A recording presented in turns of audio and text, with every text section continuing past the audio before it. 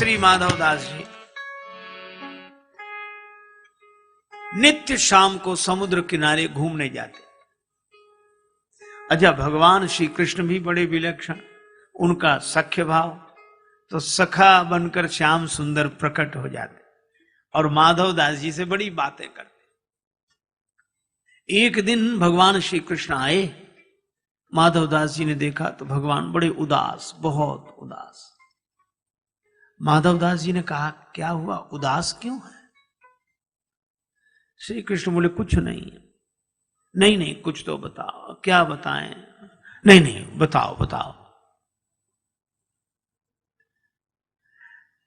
भगवान कृष्ण बोले कि एक बात है। क्या? जब से वृंदावन छोड़ा, यहां जगन्नाथपुरी में आए, हां, तब से चोरी करने को नहीं मिली।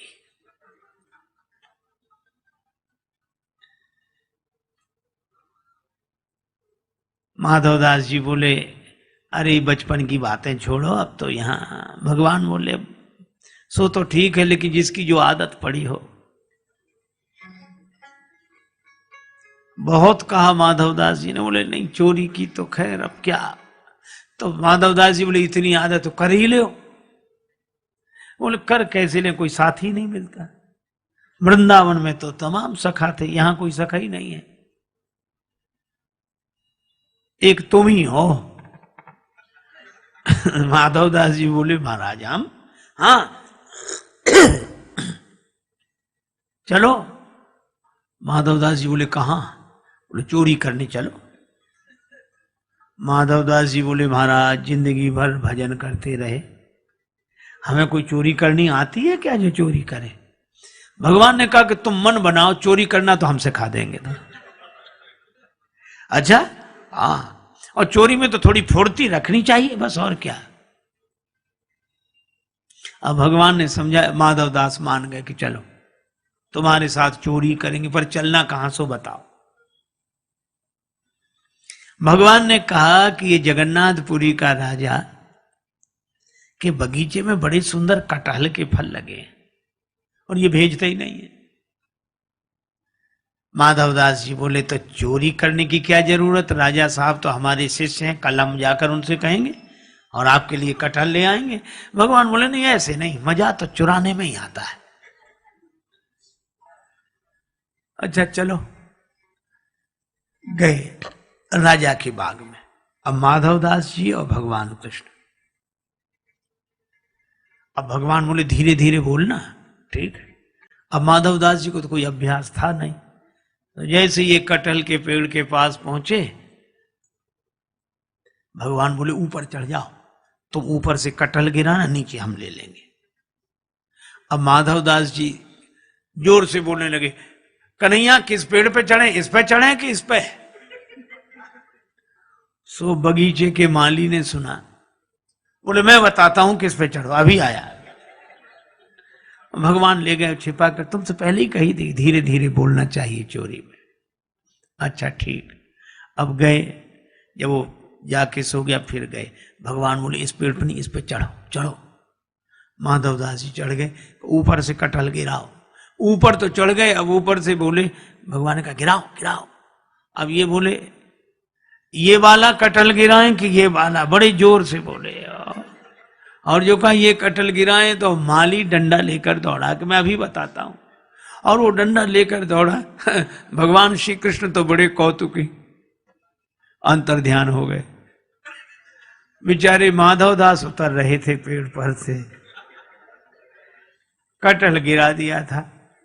अब महात्माओं के तो कपड़े और रहन सहन, तो कहीं वृक्ष में उलझ जाए, कहीं सो जैसे उतरे पकड़ लिए गए। सो माली ने रात को ही उनको अंधेरे में 2 डंडे लगाए और हाथ बांध दिए, बंधे रहो, सवेरे राजा के पास ले चलूंगा। अब माधवदास इधर उधर देखें तो माली ने कहा, क्या देख रहे हो? बोले, कुछ नहीं। और मन में सोचेंगे, दूसरे कहां गए जो ले आए थे हमें, हमको फंसा दिया, खुद का पता नहीं है। रात भर बंधे रहे।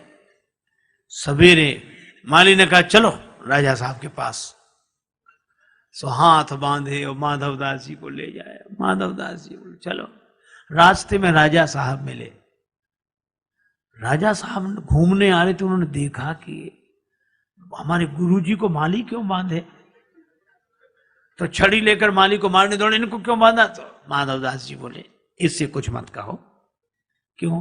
बोले जब ऐसे बंधने के काम करेंगे तो बंधेंगे ही, तो आपने क्या किया ऐसा?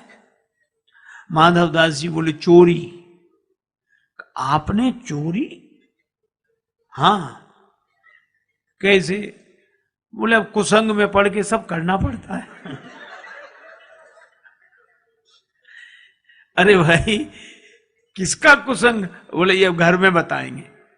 राजा साहब घर लेकर गए। माधवदास जी ने स्नान किया, बैठे, राजा साहब बैठे। माधवदास जी ने पूरी कहानी सुनाई। कहो कन्हैया वो बिना चोरी के नहीं रह पाते हैं। वो वृंदावन से यहाँ आ गए, कहते चोरी करने को मिली नहीं, मजा नहीं आ रहा, सखा कोई नहीं, सो कोई नहीं हम ही मिले। सो हमको कहा कि तुम चलो, और वो माली डंडा लेकर आया, खुद तो उड़ गए, हम पिटते रहे रात भर। और राजा ने सुना, राजा भक्त हृदय, नेत्र सजल हो गए, रोमांचित गात हो गया, और उसने माधवदास जी की बात सुनकर अपना पूरा बगीचा ही श्री जगन्नाथ जी के नाम लिख दिया। और भक्तजन कहते हैं कि आज भी वो बगीचा श्री जगन्नाथ जी के नाम है।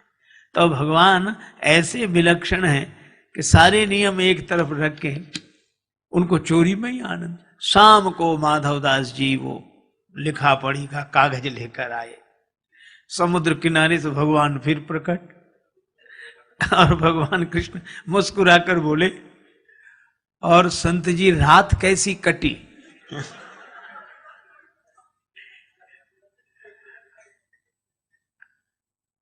हम तो तुमसे पहले ही कही थी कि फुर्ती रखनी चाहिए, तुम ऐसे उतर रहे थे पेड़ पर से जैसे कहीं कुछ हुआ ही ना हो, बड़े आराम आराम से।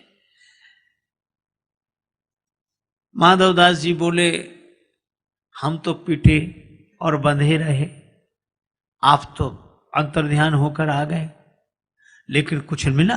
कटहल तक नहीं ला पाए, एक कटहल तक नहीं ला पाए, और हम देखो पूरा बगीचा आपके नाम लिखा कर लाए हैं। अब बोलो भगवान की इन लीलाओं में प्रेम, केवल प्रेम। अब इस प्रेम भरी लीला को हृदय से देखें। दिमाग से देखेंगे तो फिर तर्क वितर्क उठेंगे, पर यह प्रेम सहजता से, भगवान को हार जाने में ही उतना आनंद, जीत जाने में भी उतना आनंद, वे सदा प्रसन्न रहते हैं। अच्छा, सबसे बड़ी विचित्रता तो ये कि भगवान श्री कृष्ण के जीवन में इतना उतार चढ़ाव, कहीं जन्म, कहीं जन्मोत्सव, मथुरा से गोकुल गए, जेल में जन्मे, लेकिन एक अद्भुत बात, ऐसी प्रतिकूल परिस्थितियों में भी श्री कृष्ण सदा बंसी बजाते रहते हैं, जो हरदम चैन की बंसी बजाते रहे। ऐसे श्री कृष्ण की लीला प्रेम भरी लीला है।